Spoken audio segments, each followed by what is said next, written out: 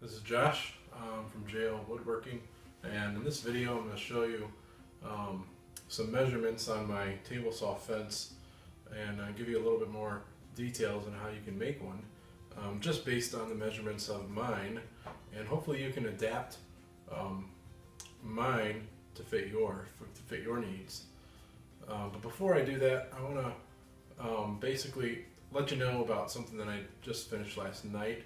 I just changed my icon and logo, I guess that's what you call it, logo or icon, for my YouTube channel and Google Plus. And so if you would check that out, should be in the lower right hand corner of the video if you want to check that out, or visit my Google Plus page and check it out. Let me know what you think. Just finished editing it. Sorry, I can't talk. Editing it last night on the computer, so let me know what you think about it. And but let's get started, and I'll show you some more detailed measurements on my fence and rail that I made. All right, taking a look at my rail here first. I'm gonna just give you the measurements of and the dimensions of it, so you can replicate it if you want. So beginning with this bracket here, this was cut from a 4x4 pressure treated 4x4. I would use a kiln dried if you can get a hold of one, and just cut the middle section out. And this is 3/4 of an inch thick by 3/4 of an inch, and you can leave it 3.5 inches deep and 3.5 wide, or this is actually 3.25. For some reason I cut 1/4 of an inch off. I think it was just to accommodate the thickness of this, so it wouldn't go too high, so or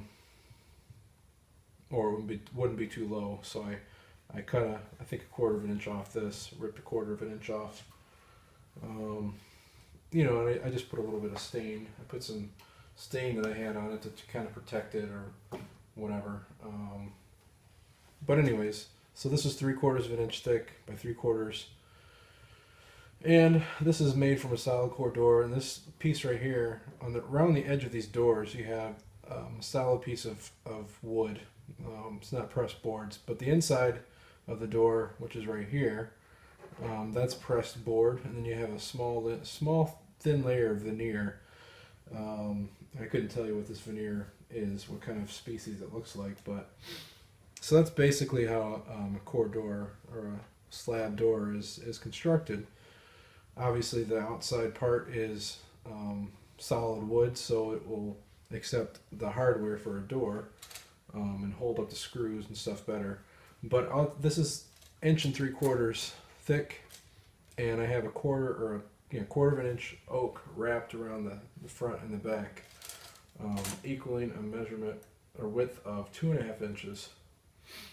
And so let's move on to and here in between this bracket and the rail, I have an inch clearance, or just over an inch clearance, about an inch and 1/16, and that's more than enough for this bracket here for my fence to ride in and not catch on these bolts or anything. And the fence itself is the overall length is just under 36 inches. It could be longer if you wanted it, if you wanted the support further down or further out of the outfeed table. But I just made mine 36 inches. It sticks past the table about an inch, or a little bit less than an inch. And if you notice, just quickly, there is nothing underneath. There's no bearings or anything that it's riding on. It's just simply riding on a table. So there's nothing underneath. This took a while to really get the design down.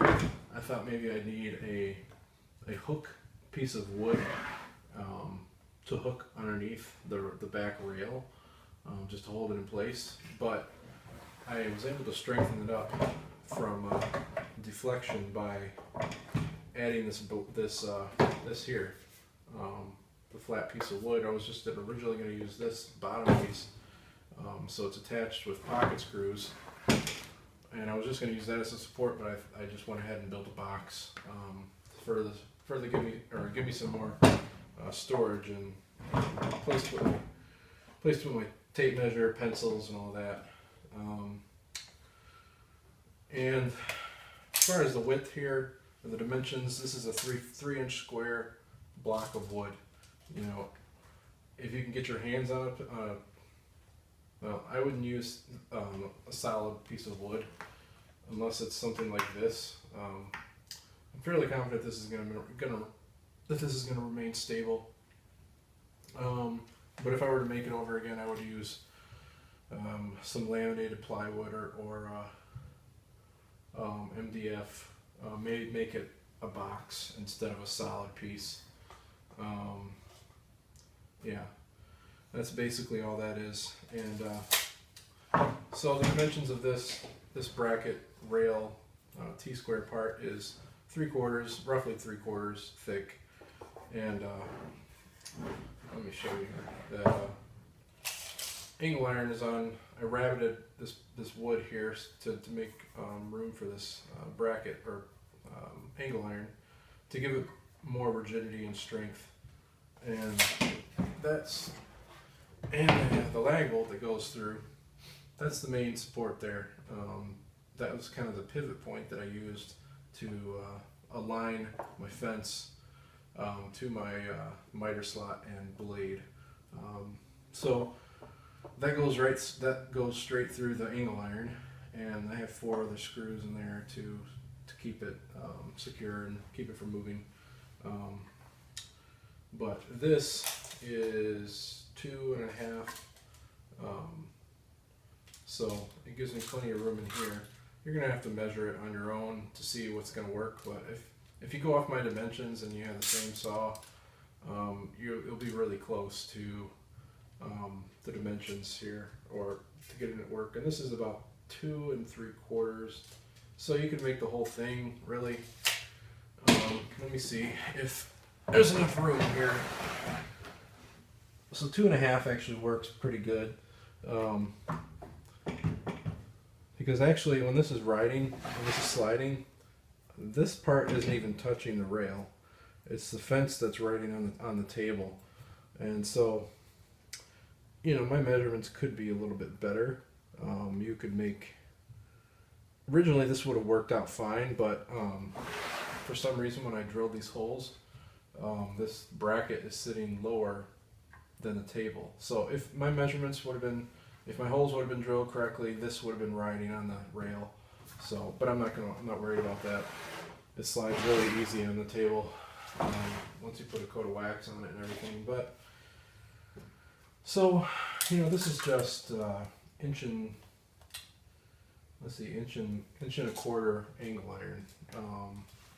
I think it's an 1/8 inch thick or so, a little bit more, 3/16 actually. I don't really know how they measure the thicknesses, but it's roughly 3/16 thick. You could certainly use aluminum, it would work. Whatever you have would work.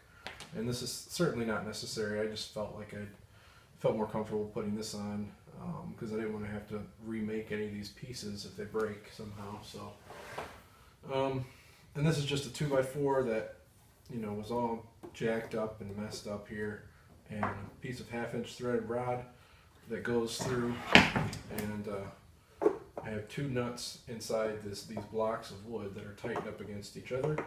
And the key to this is to make sure these blocks of wood don't rotate when you turn this.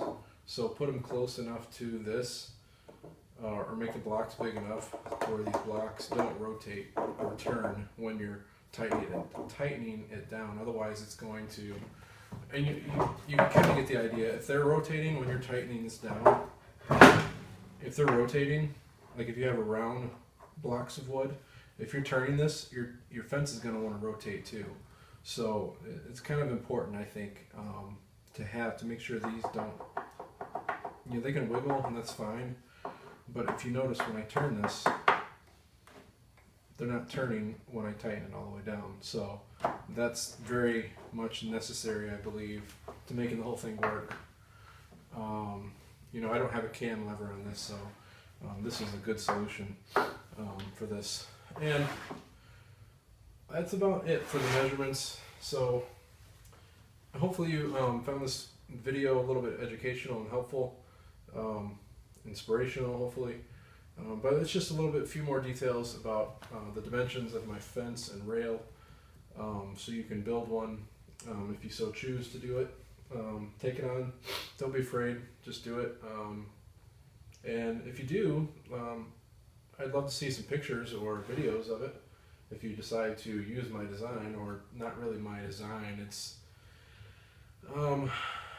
but there's, to my knowledge, there wasn't really a lot of places online to look for something like this that someone had made out of wood, and so I'm glad that this works, and I was pleasantly surprised when it actually worked. And so the reason you really need this, if you're going to make one out of wood, it's really important that you have this extra support on the other side, unless you want to use it for it really, because if you have two bolts close together, even if I put two lag screws in here, like spaced apart in here, that's not a lot of meat really to give it a lot of support on the back end here. So when I tighten this down, this does not deflect at all. You really have to push hard.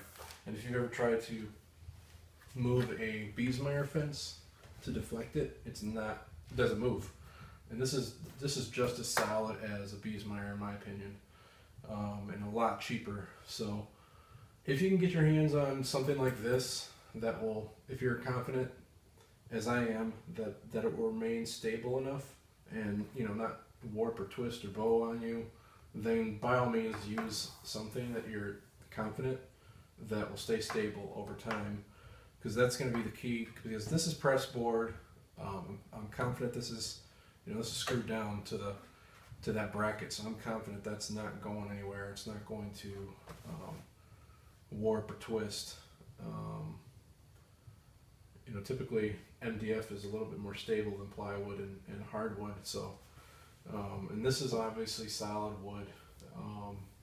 It's got a finish on it. It's pre-manufactured in a plant, a furniture plant. So I'm confident that it's going to stay straight.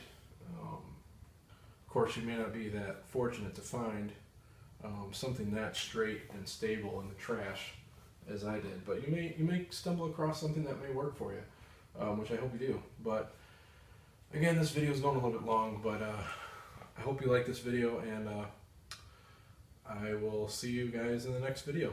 Thanks for watching, guys.